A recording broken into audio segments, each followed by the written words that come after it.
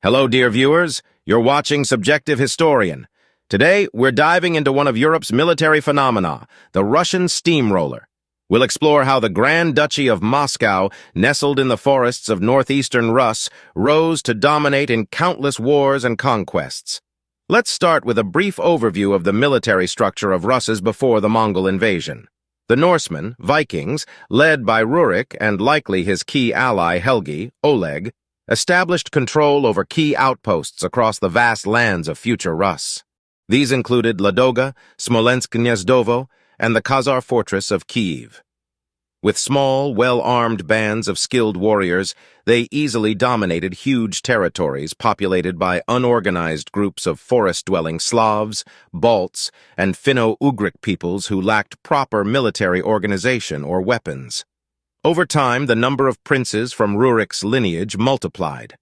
Ruses fragmented into numerous principalities, with the military power of each concentrated in the hands of the boyars, nobility, and their children. These boyar troops were typically cavalry, numbering a few hundred in larger principalities. Local peasants, however, played no role in forming the feudal class.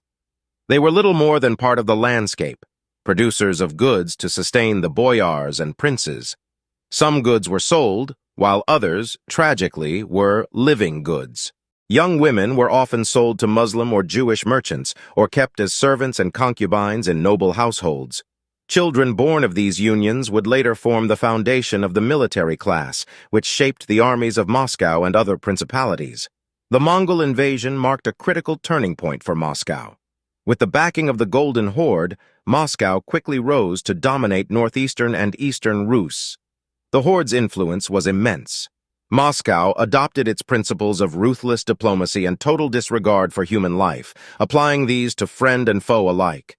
Cities like Ryazan and Novgorod bore the full brunt of this brutality. Time passed, and along came Peter the Great, a new era. His reforms laid the groundwork for the classical steamroller of death.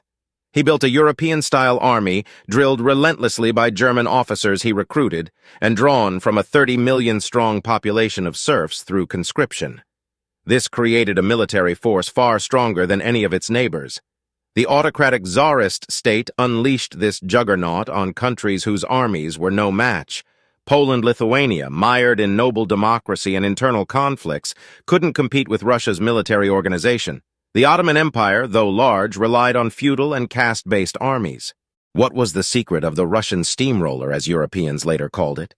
It lay in the same Mongol-inspired disregard for the lives of its soldiers.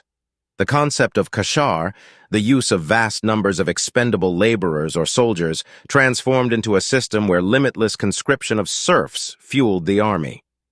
Unlike Europe, the Ottomans, or Persia, which relied on professional, voluntary, or limited conscript armies, Russia's vast human reserves were practically inexhaustible. Perhaps the pinnacle of the steamroller's might was World War II. At the cost of 15 million soldiers, many of them powerless collective farm workers, the Soviet Union achieved a decisive victory. As Stalin famously remarked, "There are always more people to be born." That's all for today, friends. You've been watching Subjective Historian. Don't forget to subscribe, like, and share. See you next time.